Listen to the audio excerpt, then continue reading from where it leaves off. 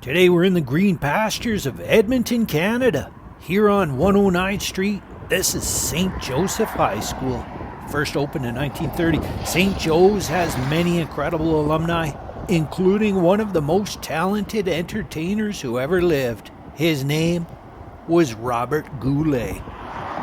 Robert Goulet, of course, is an award-winning singer and screen actor whose career spans 6 decades. He starred in countless live theatrical shows, and his albums continue to be very popular around the world.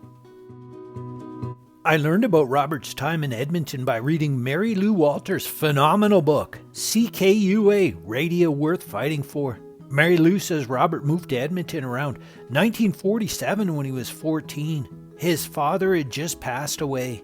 On his deathbed, he told young Robert to be a singer. And the lad broke into showbiz soon after, while still a student at St. Joseph's, with his own radio program called High School Highlights. The station, of course, is my favorite, CKUA. At the time, CKUA was right here on Edmonton's Jasper Avenue. The old signs are still here on the side of the building.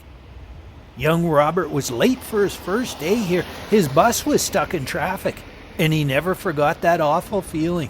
For the rest of his life, he was always early. Robert got more shows on CKUA, including Saddle Serenade, featuring live performances by local cowboy singers.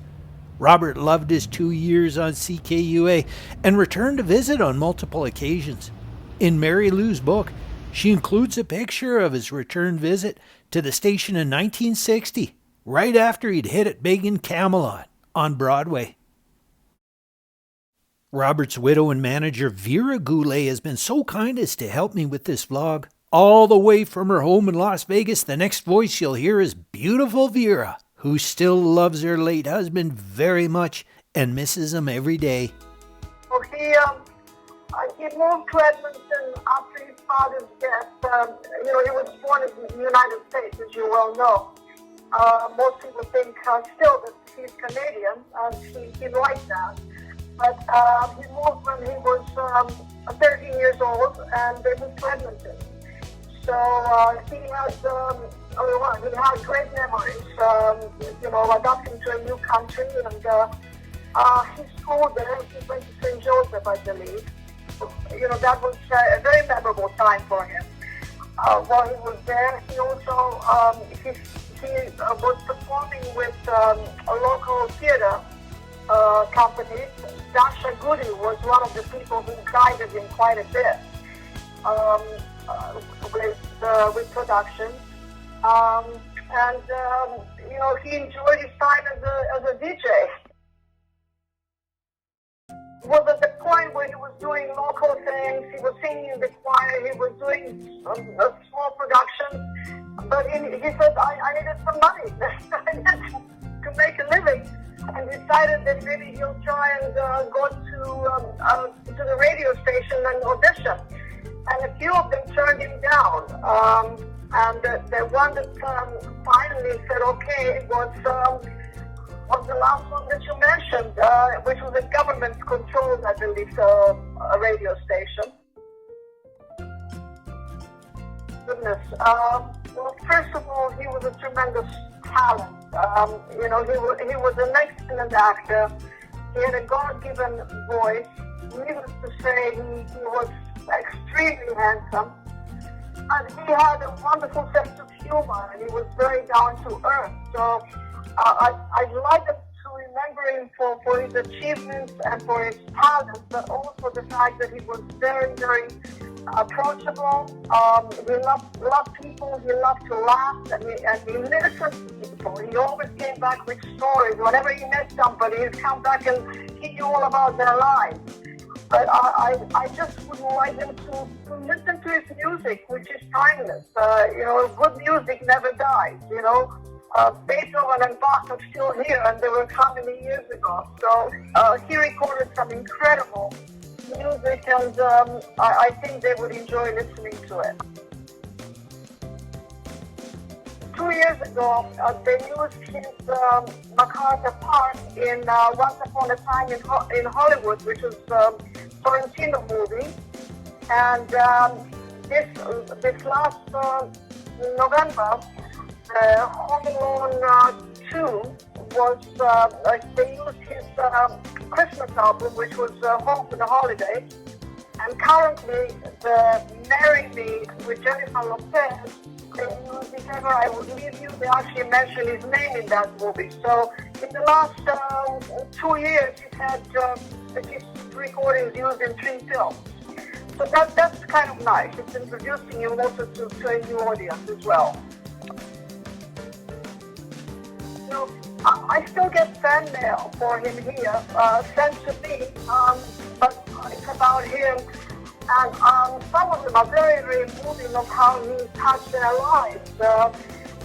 Things that he did, which to him were very small gestures, but to them it was a major thing. I mean, he would answer letters that people wrote to him, request, my mother is in a hospital. He would get on the phone and call them. So they're very, very touching stories. Some of them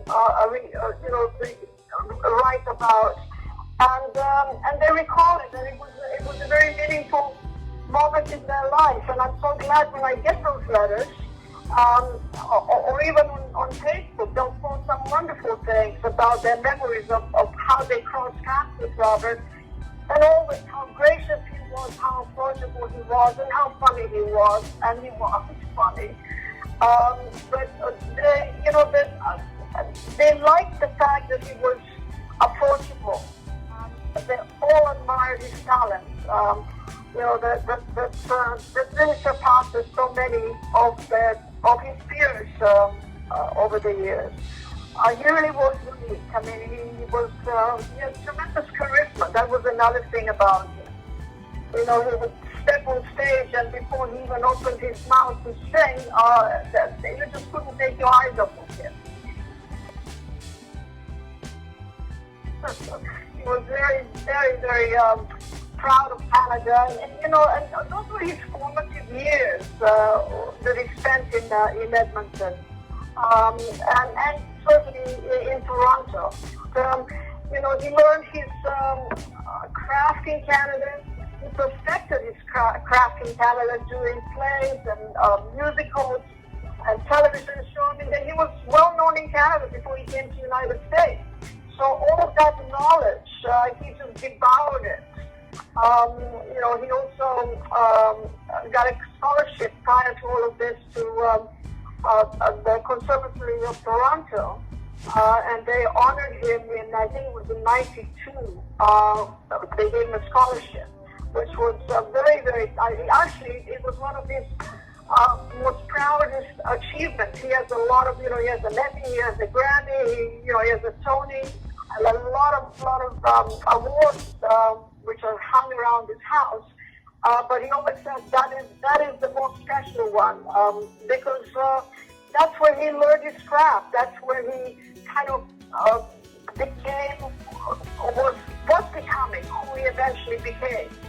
And people think, oh my gosh, he's got a wonderful voice, he just gets up there and sings. But it's a lot of hard work, a lot of study, a lot of observation, and that's what he did. He observed and he learned, and he honed his craft. And by the time he came on Broadway, he already was pretty seasoned. But as he always said, you always learn something new every day. You always have to get better. It's like never good enough. Well, thank you very, very much, Vera. You're more than welcome. Vera told me that Robert always thought he was a Canadian citizen. Late in life, he was surprised to find out he wasn't. He desperately tried to get the paperwork through, but it was too late. Robert Goulet passed away October 30, 2007. He was 73. Theater marquees around the world were dimmed, and the Las Vegas Strip was closed for his funeral. We'll wrap it up here at Edmonton's Victoria School. Young Robert was a student here as well, and so was Leslie Nielsen. They would later star together in Naked Gun 2.5. Thank you for remembering Robert Goulet today. You'll find his great music on iTunes. Special thanks to Vera Goulet and Ken Regan at CKUA. I'm Jean-Claude Vancouver, and until next time, be good to the other.